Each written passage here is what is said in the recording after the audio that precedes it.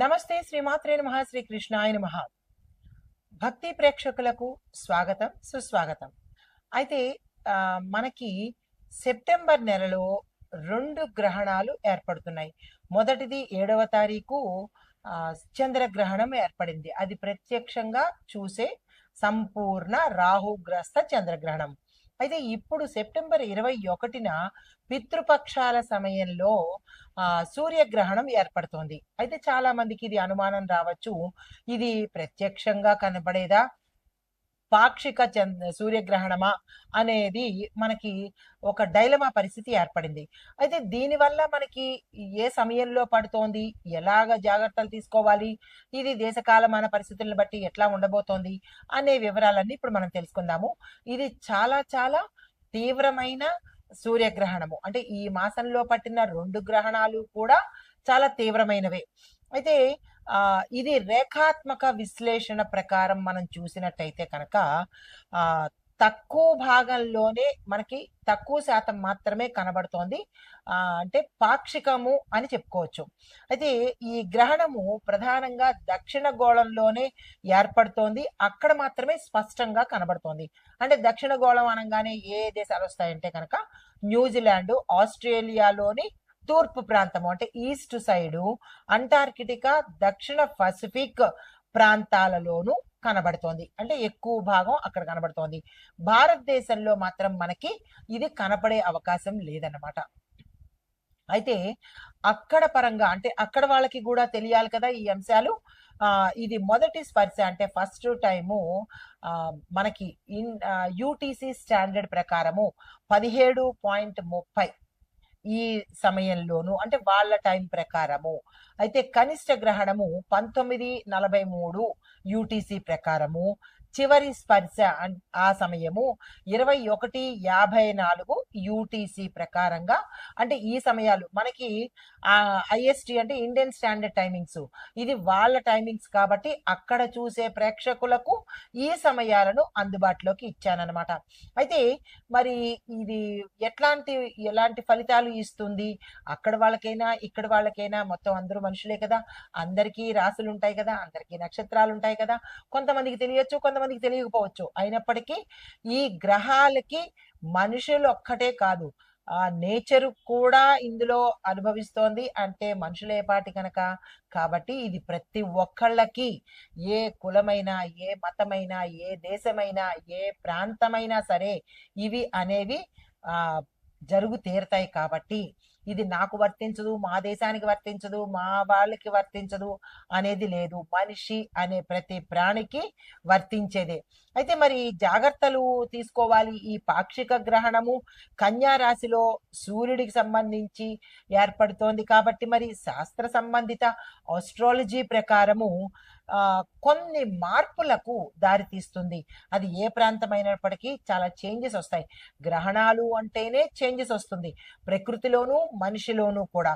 అయితే మరి ఎలా ఉండబోతోంది, ఏం పరిహారాలు చేసుకోవాలి అంటే కనుక ఈ గ్రహణ సమయంలో ఆహారం తీసుకోవడం అనేది నిషిద్ధము. అది రూల్డ్ అవుట్, అది దాన్ని కాదనలేని సత్యము.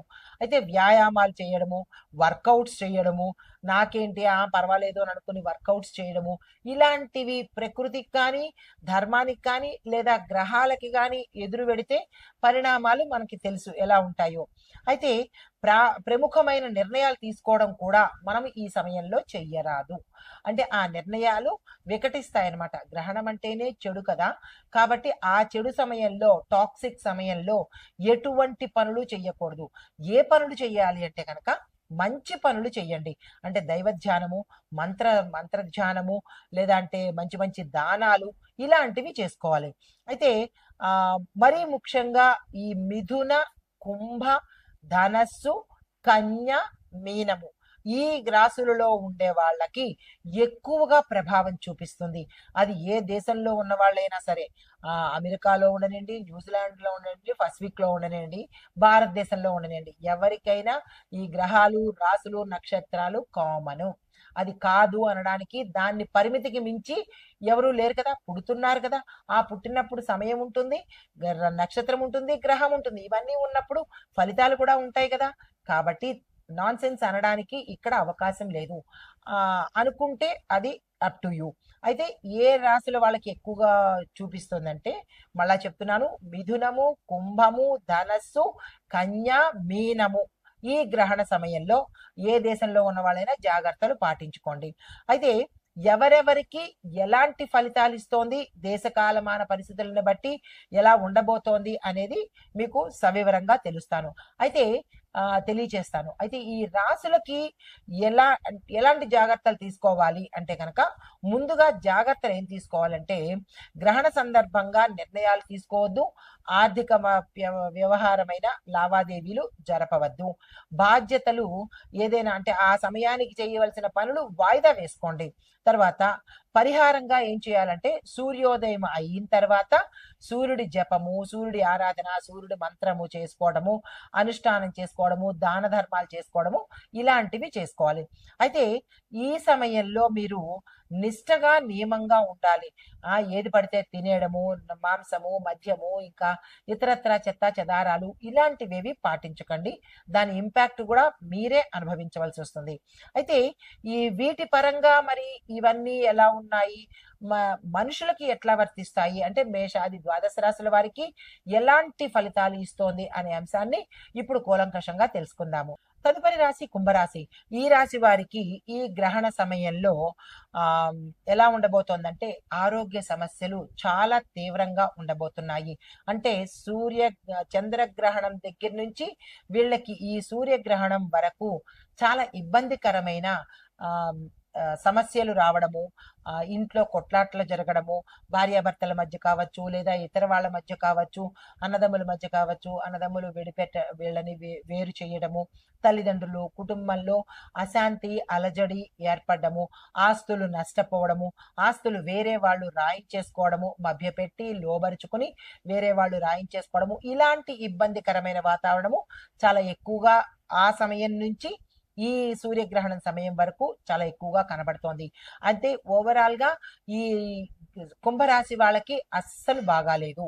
అయితే ఆరోగ్య సమస్యలతో పాటు రహస్య ఖర్చులు కూడా, అంటే గతంలో మీరు ఏదైనా తెలియని పనులు చేసి ఉంటే వారికి ఇవ్వవలసిన ఖర్చులు కానీ, వాళ్ళని సాటిస్ఫై చేయడం కోసం పెట్టే ఖర్చులు కానీ, ఇలాగ ఏవో మీ లైఫ్ లో జరిగిన ఇబ్బందికరమైన పనులు ఉంటే దానికి సంబంధించిన ఖర్చులు కానీ, దానికి సంబంధించిన ఇబ్బందులు కానీ మీరు గత కొంతకాలం నుంచి అనుభవిస్తున్నారు, పడుతూ ఉన్నారు. కాబట్టి కొంత పరిహారంగా చేసుకున్నట్టయితే, లేదా నిర్ణయాలు తీసుకున్నట్టయితే వెసులుబాటు ఉండే అవకాశం కనబడుతోంది. భాగస్వామ్యుల వల్ల సమస్యలు వచ్చే అవకాశము, కుటుంబంలో భార్యాభర్తల మధ్య కావచ్చు, లేదా వేరే థర్డ్ పార్టీలు, ఫోర్త్ పార్టీలు, ఇల్లీగల్ కాంటాక్ట్స్ వల్ల, ఇలాగ మీకు గతంలో బాగుంటుంది, చాలా చక్కగా ఉంటుంది, హాయిగా ఉన్నది.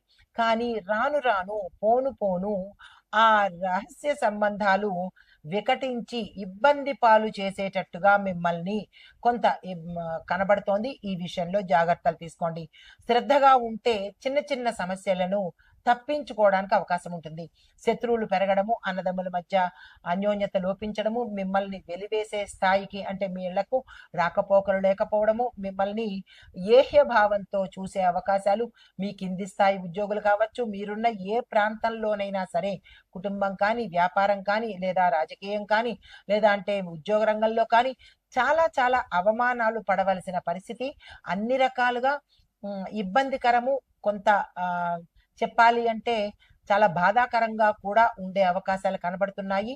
అంటే చంద్రగ్రహణం దగ్గర నుంచి ఈ సూర్యగ్రహణం వరకు గత 7వ తారీఖు నుంచి ఇంచుమించుగా 21వ తారీఖు వరకు చాలా కాలం పాటు మీరు ఇబ్బందులు పడుతూనే వస్తున్నారు. ప్రయాణాల్లో సమస్యలు వస్తాయి, ప్రయాణాల్లో ఇబ్బందులు, ప్రమాదాలు, దాంతోపాటు అనారోగ్య సమస్యలు, గుప్త రోగాలు, ఇట్లాగా అంటే చెప్పడానికి కూడా చాలా ఇబ్బందికరంగా ఉండేటట్టుగానే గోచరిస్తోంది. ఈ విషయంలో ఈ రాశిలో ఉండేవారు జాగ్రత్తలు తీసుకోండి. మీకు చెప్పదగిన పరిహారము నూనె, ఉప్పు, నల్లని వస్త్రాలు, ఇవి దానంగా ఇచ్చినట్టయితే కనుక కొంత వెసులుబాటు ఉండే అవకాశం కనబడుతోంది. అయితే మీకు చెప్పదగిన పరిహారము, ఆదివారం రోజు శని మంత్రాన్ని జపించండి. యాక్చువల్గా అయితే ఆదివారం రోజు రవి మంత్రం అంటారు, కాదు, ఆదివారం రోజు శని మంత్రం మాత్రము మీరు జపం చేసుకోవాలి. ఆ శని మంత్రము బీజ మంత్రం ఇస్తున్నాను. ఓం ప్రాం ప్రీం ప్రౌం సహ శనేశ్వరాయ నమః అనే మంత్రంతో పాటు, మాకంత మంత్రం తిరగదు అని అనుకున్న వాళ్లకు ఓం శం శనేశ్వరాయ నమః అనే మంత్రాన్ని ఆదివారం నాడు మీరు యథాశక్తి 108కి తక్కువ కాకుండా మీ శక్తి కొద్దీ చదువుకున్నట్టయితే కనుక కొంత వెసులుబాటు ఉండడంతో పాటు, ఈ రోజు మాంసాహారము మద్యము నిషేధించడంతో పాటు భూశయనం చేయండి. పూర్తి ఉపవాసం ఉండే ప్రయత్నం చేసుకోండి. దీంతో పాటు సూర్యుడికి జలార్పణ చేయండి, అనగా అర్ఘ్యాన్ని ఇచ్చే ప్రయత్నం చేసుకున్నట్టయితే కొంత అంత గుడ్డిలో మెల్ల 100కి 2% మంచి జరిగే అవకాశం కనబడుతోంది. ఇక నుంచైనా ఈ పరిణామాలను దృష్టిలో పెట్టుకుని మంచి వైపు, సానుకూలం వైపు, నలుగురు మెచ్చే వైపు కనుక మీరు వెళ్ళినట్టయితే కొంత మంచి జరిగే అవకాశం కనబడుతోంది. అది మీకు తెలిసే విషయం ఉంటుంది కాబట్టి, దాని ప్రకారంగా, అది మీ వ్యక్తిగతం కాబట్టి దాని ప్రకారంగా మీరు ఏది మంచి ఏది చెడు అనేది తెలుసుకొని నడుచుకున్నట్టయితే కనుక సాధ్యమైనంత వరకు దైవధ్యానంలో గడిపే ప్రయత్నం చేసుకోండి. అయితే ఇది కంక్లూజన్ అనమాట. ఇది రాసుల తర్వాత వేసుకోండి. అయితే ఓవరాల్ గా చూసినట్టయితే ఈ పాక్షిక సూర్యగ్రహణము కన్య రాశిలో జరుగుతున్నందువల్ల కన్య, మీన, మిథున, ధనస్సు, కుంభరాశి వాళ్లకు కొంత, అంటే ధనస్సు మిశ్రమ ఫలితాలు, వీళ్ళని అంత ఇంపాక్ట్ కనిపించట్లేదు. ఎక్కువగా కనిపించేది కన్య, మీన, కుంభరాశుల వాళ్ళకి చాలా ఎక్కువగా తీవ్రమైన చెడు ఫలితాలను ఇస్తోంది. ప్రభావం కూడా తీవ్రంగా కనిపిస్తోంది. జాగ్రత్తలు తీసుకోండి. అయితే ఈ ప్రతికూల ఫలితాలు మనము ఉపశమనం చేసుకోవటానికి సూర్యారాధన తప్పనిసరిగా చేయాలి. దాన ధర్మాలు చేసుకోవాలి. వ్రతాలు, నోములు, అంటే వ్రతము అంటే మరి సత్యనారాయణ స్వామి వ్రతము, వినాయక వ్రతము అని కాదు. ఒక నియమం పెట్టుకొని నేను ఈ పని చేస్తాను, ఈ దానం చేసుకుంటాను, ఒక నియమ ప్రకారంగా చేసే పూజలు అన్నమాట. సత్యాచరణ ఉత్తమ పరిహారము. అబద్ధాలు ఆడడం కానీ, ఎవరినో మోసం చేయడం కానీ, ఇతర వాళ్ళని ఇబ్బంది పెట్టడం కానీ, ఇలాంటి ధర్మానికి విరుద్ధంగా చేసే పనులు ఏదైనా సరే విపరీతమైన పరిణామాలు చూపిస్తాయి. అంటే ఇల్లీగల్ కాంటాక్ట్స్ అనుకోవచ్చు, వేరే వాళ్ళతో అంటే విచ్చలవిడితనం కానీ, ఇట్లాంటివి ఏవైనా ధర్మానికి విరుద్ధమైన పనులు ఎవరు చేసుకున్నా దాని ఇంపాక్ట్ ఏదో ఒక సమయంలో అనుభవించి తీరవలసిందే. కాబట్టి తెలిసి ఎందుకు నిప్పులో చేయి పెట్టుకోవడము, తప్పు అన్నదానికి దూరంగా ఉంటేనే మంచిది కదా. సో ఈ పరిహారాలన్నీ పాటించుకొని కొంతైనా సానుకూలమైన ఫలితాలు పొందాలి అని కోరుకుంటూ, నమస్తే.